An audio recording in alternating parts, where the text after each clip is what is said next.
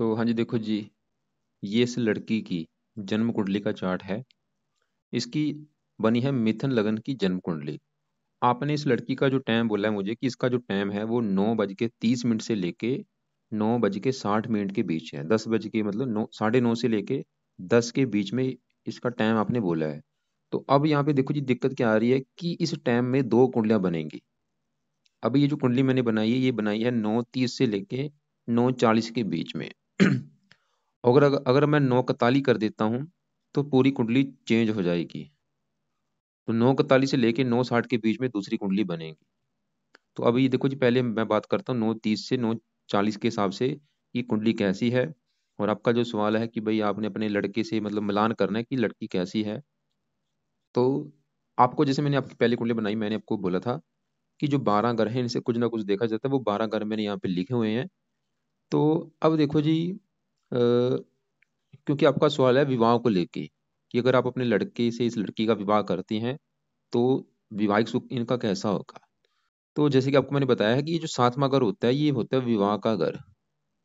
किसी भी कुंडली में सातवां घर विवाह का होता है। जैसे कि अभी ये लड़की है तो इसके अगर पति का सुख देखना है, सातवां घर देखना पड़ेगा। अब देखो जी, इसके पति का सुख देखने के लिए हमें एक तो सातवें घर में जो 9 लिखा है, 9 नंबर है, धनु राशि, मालक है गुरु। एक तो इस गुरु को देखना पड़ेगा इसके पति के लिए। इसके अलावा हमें देखना पड़ेगा शुक्र ग्रह को। शुक्र क्योंकि विवाह का कारक होता है, विवाह का कारक है और सातवें घर का भी कारक है। तो गुरु को भी देखना पड़ेगा, शुक्र को भी देखा जाता है। और एक हमें देखना पड़ेगा सातवें घर में जो राहु बैठा है। मतलब हमें इस लड़की के विवाह के लिए 3 ग्रह दिखने पड़ेंगे। राहु क्योंकि वो सातवें घर में बैठा है, विवाह के घर में पति, ये सातवां घर जो है विवाह विवाह का भी घर है और पति का भी घर है। तो एक तो राहु को देखेंगे, एक गुरु को और शुक्र को।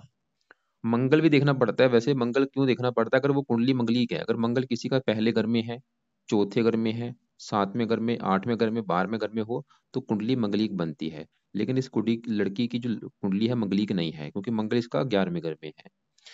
मतलब 4 ग्रह देखने पड़ेंगे। अभी मंगल को हमने देख लिया, कुंडली मंगलिक नहीं है। अभी हम 3 ग्रहों की बात करेंगे, गुरु शुक्र राहु को। सबसे पहले राहु की अगर बात करें तो जो कि सातवें घर में बैठा है। देखो जी, राहु सातवें घर में, यहाँ पे 9 लिखा है। 9 नंबर राहु की नीच राशि है, यानी कि राहु सातवें घर में नीच का बैठा है, जो कि एक बहुत नेगेटिव बात है। इस लड़की की जो कुंडली है, सवाल है कैसी है। तो कुंडली बहुत बड़े लेवल पे अच्छी है। सिर्फ 2 ग्रह ही खराब लगे हैं, एक तो राहु और केतु। ये दोनों क्यों खराब लगे, क्योंकि दोनों नीच के बैठे हैं। राहु सातवें घर में नीच का है, केतु पहले घर में नीच का है। तो राहु सातवें घर में जो नीच का बैठा है ये क्या करेगा। सातवां घर किसका है, इसके विवाह का है, पति का है। इसको विवाह के मामले में दिक्कतें पैदा करेगा। और विवाह संबंधी दिक्कतें क्या पैदा करेगा इसकी, देखो जी, मैं आपको एक बात सही बता दूं, मैंने ऐसी हजारों कुंडलियां दिख चुका हूँ। जब भी राहु सातवें घर में होता है, ऐसे लोगों को जो विवाह संबंधी दिक्कतें आती हैं, पक्का आती है, बड़े लेवल पे आती हैं। क्या क्या दिक्कतें आती हैं, जहाँ तो ऐसे लोगों का मैंने देखा है विवाह होता नहीं, उम्र निकल चुकी है विवाह नहीं हो रहा। जहाँ विवाह होता है देरी से होता है, 40-50 साल के बाद। जब मान लो जल्दी भी विवाह हो गया, चलो मान लो 25-20 साल में विवाह हो गया, तो वहां पे क्या होता है, तलाक हो जाता है। और जहाँ मान लो विवाह भी जल्दी हो चुका है, तलाक भी नहीं हुआ, तो वहां पे क्या होता है, पति पत्नी में बड़े लेवल पे लड़ाई झगड़े होते रहते हैं। तो मेरा कहने का मतलब ये है कि जो राहु है इस लड़की को विवाह संबंधी दिक्कतें पैदा करेगा, और ये पक्का कन्फर्म है। और वो दिक्कतें क्या पैदा करेगा मुझे कन्फर्म नहीं, लेकिन जैसे मैंने बोला दिक्कतें क्या होंगी, जहाँ तो इसका तलाक हो जाएगा, या पति से लड़ाई झगड़े बड़े लेवल पे होते रहेंगे, या पति से प्रेम नहीं मिलेगा, या पति से कम बनेगी। मतलब पति के मामले में ये राहु अच्छा मुझे नहीं लगा। और खाली इस लड़की की बात नहीं मैं कर रहा, मैंने जैसे बोला हजारों मेरे पास केस आते हैं। मान लो मेरे पास कोई केस आया और वो बंदा बोलेगा कि मेरा तलाक हो चुका, जब मैं देखता हूँ कुंडली तो राहु साथ में घर में बैठा होता है। कोई बंदा आया कि भाई विवाह नहीं हो रहा, जब देखता हूँ राहु साथ में घर में बैठा है। किसी के 2 तलाक हो चुके हैं, राहु साथ में घर में, मतलब ये तो पक्का बड़े लेवल पे मुझे एक्सपीरियंस हो चुका है कि राहु साथ में घर में बैठा नहीं। और एक और बात, राहु साथ में घर में किसी का हो सकता है कि राहु साथ में घर में किसी का यहाँ पे तुला राशि में बैठा हो, किसी का कन्या राशि में बैठा हो।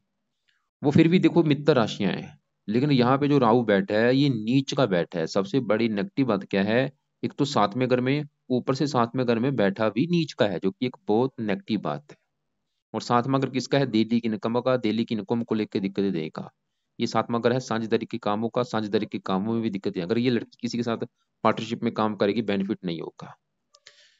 अब यहाँ पे देखो जी, अगर आप चाहती हैं कि अपने लड़के का इससे विवाह करना, तो क्या करना पड़ेगा?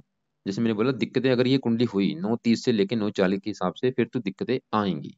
लेकिन अगर आप चाहती हैं कि भाई ये दिक्कतें ना आए, तो आपने राहु के उपाय इस लड़की से करवाने हैं, या आप खुद इस लड़की के लिए ये राहु के उपाय कर लेना।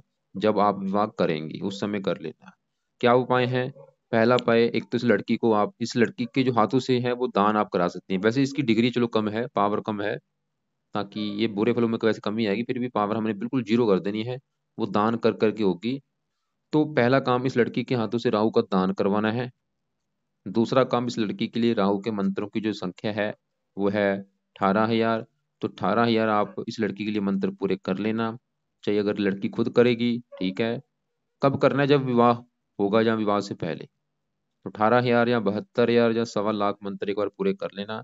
इसके अलावा इस लड़की को बोला जाए कि भाई राहु का जो कवच का पाठ है वो स्रोत का पाठ कर लिया करे, या फिर राहु की जो देवी है माता दुर्गा, सरस्वती, इनकी पूजा उपासना कर सकती है। तो मतलब राहु के इस लड़की ने उपाय करने हैं, ताकि राहु के जो बुरे फल है इसको वो ना मिल पाए। अब देखो जी, मैंने आपको अभी बोला है कि विवाह के लिए हमें 4 ग्रह दिखने हैं। मंगल देख चुके हैं, मंगल कुंडली मंगली को नहीं बना के बैठा। लेकिन राहु देखा, वो तो भाई ये दिखा रहा है कि भाई विवाह संबंधी दिक्कतें आएंगी। अब देखो जी, इस 7वें घर में जो 9 लिखा है, मालक है गुरु। अब हम अगर गुरु की बात करें, गुरु कैसा है, तो गुरु इसका यहाँ पे बैठा है 11वें घर में। गुरु है, बुध है, शुक्र है, मंगल है, सूर्य है, ये 5 ग्रह 11वें घर में बैठे, और ये पांचों ग्रह एक बहुत बड़ा राजयोग लेके बैठे हैं, राजयोग। क्यों? क्योंकि एक तो 11वां घर अच्छा घर कुंडली का, और यहाँ पे देखो जी, ये मतलब पांचों ग्रह बहुत बड़े लेवल पे अच्छा फल देंगे। मतलब इसका जो गुरु है वो कैसा है, तो गुरु इसका बहुत बड़े लेवल पे अच्छा है। गुरु 11वें घर में जो एक लिखा है, ये मंगल की राशि है, इसी घर में मंगल भी बैठा है, सूर्य भी बैठा है। ये देखो, मेष राशि किसकी है? मंगल की राशि। तो मंगल मेष राशि का मालक है, अपने घर में बैठा है 11वें घर में, तो मंगल बहुत बड़े लेवल पे अच्छा है। और साथ में सूर्य उच्च का बैठा है, देखो। तो गुरु जो है वो मंगल का भी मित्र है, सूर्य का भी। मतलब गुरु भी यहाँ पे अच्छे फल देगा। गुरु क्या अच्छे फल देगा? जिन ग्रहों का मालक है गुरु, एक तो ये जो 12 लिखा है 10वें घर का मालक है, काम काज का सुख बहुत बड़े लेवल पे अच्छा, पिता का सुख अच्छा, मान प्रतिष्ठा अच्छी। और गुरु की 3 दृष्टियां हैं। 5वीं दृष्टि यहाँ पड़ेगी तीसरे घर के ऊपर, इसको लड़की को मेहनती बना देगा, साहसी पराक्रमी। 5वें घर को देखेगा, संतान का सुख बहुत अच्छा मिलेगा। और गुरु 9वीं दृष्टि से 7वें घर को देखेगा, जो कि इसका अपना घर है। तो गुरु 7वें घर का करेगा अच्छा। गुरु ये दिखा रहा है कि भाई पति का सुख अच्छा है, विवाह का सुख अच्छा है, क्योंकि गुरु अपने घर को देख रहा है। लेकिन अब देखो जी, आप उलझन में पड़ जाएंगी कि मैंने तो राहु के बारे में बोला कि वो तो विवाह संबंधी दिक्कतें पैदा करेगा, लेकिन गुरु ये दिखा रहा है कि भाई विवाह का सुख अच्छा है। अब मैं किसकी बात मानूं? आपके ये मन में होगा। तो यहाँ पे क्या होगा, दोनों अपना काम करेंगे। राहु विवाह संबंधी दिक्कतें पैदा करेगा, और गुरु साथ में घर का अच्छा करेगा। मतलब वो ये दिखा रहे कि विवाह का सुख अच्छा है। अब दोनों अपना असर जो है वो देंगे। लेकिन अब यहाँ पे क्या होगा कि गुरु मतलब फिर भी अपने घर को देख रहा है, वो अपने घर का फिर भी अच्छा करेगा। मतलब जो राहु के बुरे फल है उसको कम करेगा, क्योंकि गुरु की दृष्टि अच्छी होती है। मतलब जहां ये पड़ती है उस घर का अच्छा करती है, इसकी दृष्टि में है अमृत। तो गुरु साथ में घर को देख रहा है, साथ में घर का अच्छा जरूर करेगा। मतलब सिंपल सा कहने का मतलब ये है कि जो राहु के मैंने बुरे फल बोले हैं, वो बुरे फलों में कमी जरूर आएगी। जैसे मैंने बुरे फल क्या बोले हैं कि पति से तलाक हो जाएगा, लड़ाई झगड़े होंगे, या विवाह में देरी होना, या पति से ना बनना। तो ये बुरे फलों में कमी आएगी। ऐसे नहीं कि बुरे फल बिल्कुल कम हो जाएंगे, लेकिन बुरे फल कम हो जाएंगे। जो बुरे फल इतने थे वो बुरे फल मिलेंगे इतने कम मात्रा में, लेकिन बुरे फल तो मिलेंगे जरूर। लेकिन अब यहाँ पे अगर राहु के उपाय जो किए जाएं, जो मैंने बताए हैं, फिर बुरे फल जो हैं थोड़े बहुत वो भी कम हो जाएंगे। बाकी शुक्र की अगर बात करें, शुक्र भी 11वें घर में बहुत अच्छा है, और शुक्र यहाँ पे जो 7 लिखा है 5वें घर का मालक है। और एक और बात देखो जी, 5वां घर जो होता है ये होता है प्रेम। 5वें घर से काफी चीजें हैं, जैसे कि 5वां घर संतान का, पढ़ाई, बुद्धि, और 5वें घर से प्रेम भी देखते हैं। तो प्रेम, अगर हमने ये देखना है कि इस लड़की का प्रेम विवाह होगा या नहीं, तो 5वां घर देखते हैं। और 5वें घर में 7 लिखा है, 7 है तुला राशि, मालक कौन है? शुक्र। तो 5वें घर का मालक शुक्र है। तो शुक्र से देखेंगे प्रेम, और सातवां घर है विवाह का। अब देखो जी, शुक्र प्रेम का कारक 5वें घर का, और साथ में बैठा है गुरु विवाह का कारक, बिल्कुल क्लोज बैठे हैं, मतलब इस लड़की का प्रेम विवाह होगा। कुंडली ये दिखा रही है कि ये लड़की प्रेम विवाह करेगी, और ये बहुत बड़े लेवल पे योग है इस कुंडली के हिसाब से। और शुक्र अपने घर को देख रहा है, मतलब लड़की बहुत ज्यादा पढ़ी लिखी बुद्धिमान होगी, समझदार होगी, आज्ञाकारी होगी। और गुरु भी शुक्र घर को देख रहा है, संतान के रिगार्डिंग भी कुंडली बहुत अच्छी है। इसके देखो जी, मैंने आपको बता चुका हूँ कुंडली काफी सभी ग्रह अच्छे हैं तकरीबन। जैसे कि यहाँ पे सूर्य की अगर बात करें, पहले नंबर में जो 11वें घर में बैठा है सूर्य, यहाँ पे जो 1 लिखा है ये उच्च राशि सूर्य की। और सूर्य जो 5 लिखा है तीसरे घर का मालक है पराक्रम। खुद की मेहनत के बल पर ये लड़की बहुत सारा जीवन में धन कमाएगी, धन कमाने के साधन बढ़ जाएंगे, इच्छाएं पूरी करेंगे अपनी खुद की मेहनत के बल पर, आगे बढ़ेगी है खुद की मेहनत के बल पर, धन कमाने के साधन बढ़ा लेगी। सूर्य के कई प्रकार के अच्छे फल। मंगल की बात करें, मंगल जिन ग्रहों का मालक है, मंगल अपने घर में बैठा है 11वें घर से देखते हैं लाभ, इच्छा पूर्ति, इच्छाएं पूरी करेंगी, लाभ, धन कमाने के साधन, आमदन के लिए अच्छा है। कुंडली धन कमाने के मामले में बहुत अच्छी है, मतलब धन के रिगार्डिंग इसको कमी नहीं रहेगी। और अब यहाँ पे देखो जी, शुक्र की बात करें, शुक्र 5वें घर का मालक संतान के घर का, और 11वें घर में बैठा है। संतान होने के बाद भी इसकी आमदन बढ़ेगी, क्योंकि संतान जाके लाभ के घर में बैठी है। संतान होने के बाद भी इच्छाएं पूरी होनी शुरू हो जाएंगी। और इसके अलावा शुक्र अपने घर को देख भी रहा है, साथ में बुध बैठा है। देखो जी, यहाँ पे ये दोनों ग्रह आपस में मित्र हैं, और शुक्र बुध इस कुंडली में योग कारक भी है। बुध की ये लग्नेश है, और शुक्र पंचमेश है। इसे हम लक्ष्मी नारायण राजयोग भी कहते हैं, मतलब ये लड़की बहुत ज्यादा पैसे वाली होगी। तो शुक्र, और ये जो बुध है, बुध ये 3 लिखा है पहले घर का मालक है, और 6 लिखा है चौथे घर का। चौथा घर है माता मकान वाहन का। इसको लाइफ में अच्छा घर, अच्छी गाड़ी, भूमि, जमीन, जायदाद सभी सुख मिलेंगे। और इसके अलावा बुध ये जो 3 लिखा है पहले घर का मालक है शरीर का। इसका स्वभाव अच्छा, रंग रूप, पर्सनैलिटी सरमस्त। और 11वें घर में बैठा है, इसकी इच्छा भी होगी धन कमाने की, ऐशो आराम से जीवन जीने की। तो मतलब ये पांचों ग्रह जैसे मैंने बोला है क्योंकि जो ग्रह, जितने ज्यादा ग्रह एक घर में बैठे हो, वो ग्रह ज्यादा, वो घर जो होता है वो ज्यादा पावर में आ जाता है। तो ये घर ज्यादा पावर में, इस घर से रिलेटेड इसको अच्छे फल मिलेंगे। तो हमने इन पांचों ग्रहों को देखा। अब यहाँ पे जो चंद्रमा है, चंद्रमा ये जो 4 लिखा है दूसरे घर का मालक है, जो कि है धन जोड़ने का घर, और बैठा है तीसरे घर में सिंह राशि में, मित्र राशि में। चंद्रमा भी अच्छा है, क्या अच्छे फल देगा। धन कहाँ बैठा है, तीसरे घर में, मेहनत के घर में, खुद की मेहनत के बल पर जीवन में धन कमाएगी, और बहुत सारा धन पैदा करेगी, धन जोड़ेगी, बैंक बैलेंस अच्छा होगा।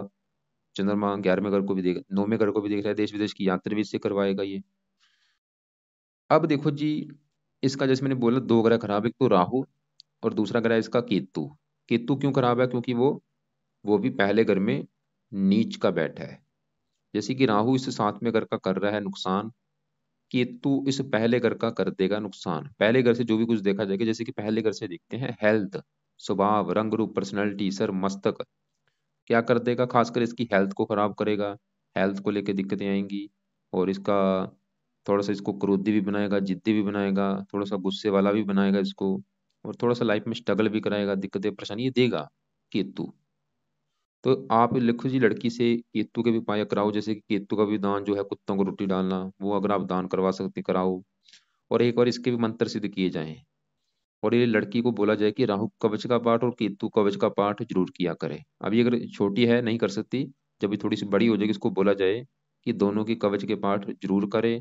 या फिर नहीं कर सकती, इनके जो देवी देवता, जैसे केतु के लिए गणेश जी की पूजा उपासना कर ले, राहु के लिए शिव जी की पूजा उपासना, या माता दुर्गा, सरस्वती, इनकी पूजा उपासना करे। बाकी इनके दान जरूर करती रहे। और यहाँ पे जो शनि है, इसकी अगर बात करें, शनि चौथे घर में, बुध की राशि है जो कि इसका मित्र है। और शनि ये जो 10 लिखा है, एक तो 8वें घर का मालक है, और 11 लिखा है 9वें घर का। 9वें घर से भाग्य देखते हैं। कुंडली में देखो जी, 3 घर ऐसे हैं, जैसे कि पहला घर होता है लगन, 5वां घर ये पहले घर से, हम पहले घर को कहते हैं लग्नेश, और ये पंचमेश, और ये नवमेश। लग्नेश कौन है, बुध, वो अच्छा है। पंचमेश शुक्र अच्छा है। नवमेश शनि, वो भी चौथे घर में, बुध की राशि, वो भी अच्छा है। ये भी दिखा रहा है कि मकान वान का सुख अच्छा है। और तो कुंडली देखो जी, कुल मिला के कही जाए तो कुंडली है अच्छी, लेकिन बस 2 ग्रह खराब है, राहु और केतु। राहु क्या करेगा, विवाह संबंधी दिक्कतें पैदा। और केतु क्या करेगा, हेल्थ को लेके दिक्कतें। और थोड़ी सी सुंदरता में भी कमी कर सकता है। आप लक्षण देख लो, अगर आपको लगता है कि ये लड़की, क्योंकि केतु लगन में बैठा है, इसकी थोड़ा सा सुंदरता में कमी करता है। बच्चे ऐसे मतलब ज़्यादा सुंदर, ज़्यादा दिखने में सुंदर नहीं होते, थोड़े से सांवले रंग के होते हैं।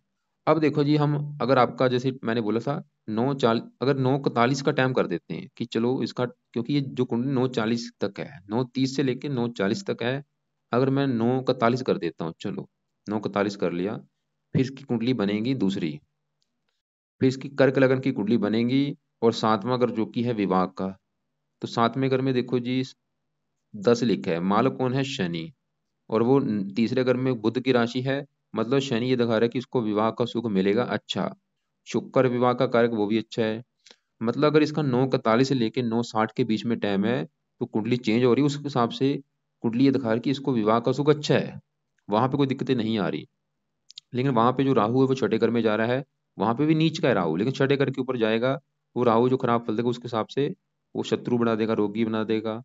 और केतु जा रहा है 12वें घर में, मतलब वहां पे भी उपाय करने हैं राहु केतु के, लेकिन वो फिर छठे घर में चला जाएगा, वो छठे घर के हिसाब से फल देगा, विवाह संबंधी दिक्कतें पैदा नहीं होंगी। और वहां पे भी कुंडली इसकी लड़की की मंगलिक नहीं होगी, क्योंकि मंगल 10वें घर में है। तो अब आपको देखो जो क्लियर हो चुका है, मैंने क्या बोला कि 9:30 से 9:40 के बीच में ये जो कुंडली है, इसमें विवाह संबंधी दिक्कतें आ रही हैं। लेकिन अगर मैं 9:41 से लेके 9:60 कर देता हूँ, फिर दिक्कतें नहीं आ रही, फिर क्योंकि कुंडली चेंज हो रही है, वहां पे बनेगी कुंडली कर्क लगन की। और सातवें घर का जो मालिक बना है शनि, वो बैठा है तीसरे घर में, वो ये दिखा रहा है कि बल्कि विवाह होने के बाद इसका भाग्योदय भी होगा। तो अगर मान लो आप, अभी सवाल आपका सवाल है कि भाई मैं इस लड़की अपनी लड़की अपने लड़के का इस लड़की से विवाह करूं या नहीं करूं, अब आपके ये मन में होगा। तो मैं देखो जो आपको ये नहीं बोलूंगा कि विवाह मत करो या विवाह कर लो। वो आपको अगर लगता है कि हाँ सही है कर लेती हूँ, तो कर लो, कोई दिक्कत नहीं है। लेकिन राहु केतु के उपाय कर लेना, खासकर राहु के उपाय करने हैं। जैसे मैंने बोला, विवाह संबंधी दिक्कतें आने का कारण मेन राहु है। लेकिन यहाँ पे चलो डिग्री इसकी कम है, 1 डिग्री का है, मतलब ये जो पावर जितनी होगी उतने बुरे फल बढ़ते हैं, पावर इसकी बिल्कुल कम है, बुरे फल में कमी दिखा रहा है। बाकी अगर उपाय किए जाएंगे बुरे फल वो भी कम हो जाएंगे। लेकिन जैसे मैंने बोला, ये मैंने केस वो देखे हैं, राहु जब भी साथ में ग्रुप में होता है दिक्कतें पैदा होती हैं। बाकी अगर उपाय किए जाते हैं तो दिक्कतें कम होती हैं। तो बाकी फिर भी जो आपके सवाल होंगे आप मुझे पूछ लेना। और बाकी इसके दूसरी हिसाब से कुंडली देखी जाए, मतलब संतान के रिगार्डिंग कुंडली बहुत अच्छी है, काम काज का सुख अच्छा है, मकान वाहन का सुख अच्छा है, धन के रिगार्डिंग कुंडली बहुत अच्छी है, इसका भाग्यश भी अच्छा है, मतलब कुंडली सभी प्रकार से अच्छी। बस ये जो विवाह संबंधी थोड़ी सी दिक्कतें राहु दिखा रहा है, और केतु जो लग्न में बैठा है वो हेल्थ को लेकर दिक्कतें। और ये ज्यादा दिक्कतें जब राहु की जब दशा चलेगी उस समय दिक्कतें ज्यादा आएंगी, और आगे जाके इसकी राहु की दशा स्टार्ट भी होगी। वो कब होगी स्टार्ट आपको मैं दिखाता हूँ, देखो इसके ऊपर अभी चल रही है चंद्रमा की दशा, और राहु की दशा स्टार्ट होगी 33 से लेके 51 तक, 51 तक ये राहु की जो दशा होगी इसमें ये दिक्कतें बढ़ेंगी। तो ये देखो आप कितने साल पड़े हैं। बाकी आप एक बार कॉल कर लेना, जो भी सवाल होंगे, बात समझना लगे कॉल करके पूछ लेना।